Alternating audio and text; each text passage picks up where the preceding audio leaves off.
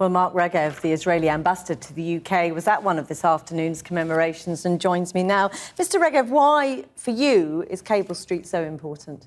Well, obviously, it's a proud moment in British political history. But also, I thought there was a need for me to attend and for me to write the piece in The Guardian, because I wanted to remind people that in 1936, those anti-fascist demonstrators, the trade unionists, the progressives, the Labour Party members and the others demonstrating there were all fundamentally and unabashedly pro-Zionist. It was part of the trade union platform, it was part of the Labour Party platform, and I wanted to remind people of the history of support from Labour back in those days for Zionism. It's quite an extraordinary move as a relatively new ambassador to come in and basically attack the Labour Party, the leader of the Labour Party, who may hopes to go on to become the Prime Minister. I didn't attack anyone. I don't know why you say that. Do you not think that the tone of the article is very direct attack on Labour and a problem they've got with anti-Semitism? On the contrary. It's important to remember that in that period of the 1930s and 1940s, for the left as a whole, Zionism was seen as an important part of a progressive agenda, a progressive internationalism, that the Jewish struggle for equality among the nations was seen as making the world part of a better place. Now, today, many people in Labour, I'd say the majority probably, support that position, that they believe Israel has a right to exist. But there have been elements, as the Labour Party has been very hostile elements to the Jewish state, and I think it's my job as ambassador to speak out for historic truth. But, I mean, a huge amount has changed in the past 80 years, and there are many people, Jewish people, non-Jewish people, people within and without the Labour Party, who are very angry about the way the government of Israel has acted over the last 2 decades. And many of those people argue that any criticism at all of Israeli government is shut down by people accusing them of being anti-Semitic. I would totally reject that, because we're not talking about Israeli government policy. If you want, Jackie, to have a discussion about Israeli government policy, I'm very happy to do that. But people can debate Russian government policy, French government policy, Italian government policy, but no one denies the very right of those countries to exist.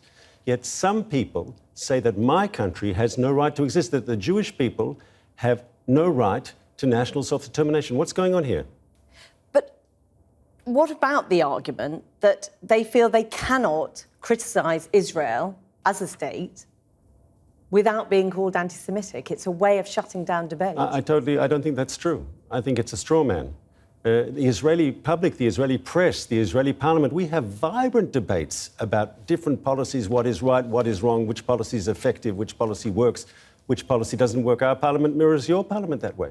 But if someone stands up and says the Jewish people have no right to national self-determination, that the Jewish state has no right to exist, not in any borders, that is something else. I mean, if people focus an irrational hatred on Israel, what's that all about? Well, you've made a very direct link with the Labour movement, with the Labour Party. I mean, Jeremy Corbyn has been at pains to say that the party is determined to fight any anti-Jewish hatred with every breath of its body. It's had the Shami Chakrabarti report. You're not satisfied with that? Do you still think that they haven't gone far enough? You don't trust Mr. Corbyn on this? I was in Liverpool when he came out very strongly in his speech there as leader against anti-Semitism.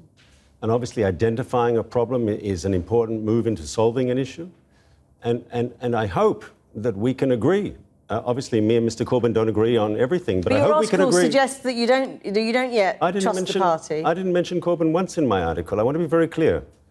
I hope me and Mr. Corbyn can agree that the Jewish state has a right to exist in security, in peace, with recognition. I hope that we could unite in condemning hate speech, because hate speech makes peace much more difficult. I hope that we could agree that the future is negotiations, and through dialogue we'll make peace with Israelis and Palestinians. Very briefly, I'm sorry, we're running out of time, but the US government have criticised Israel for agreeing to new settlements. I mean, that is something that people feel very, very strongly about. They've said that it will be a blockade to peace. The issue of settlement, the issue of refugees, the issue of security, the issue of legitimacy, all the core issues of the conflict have to be resolved through negotiations. And we're ready to immediately start those peace talks today. The trouble is the Palestinians have refused to do so. The settlement stands in the way of that. I would argue that all the issues can be negotiated and solved if there's goodwill. Mark Regev, thank you very much for coming in. Thanks for having me.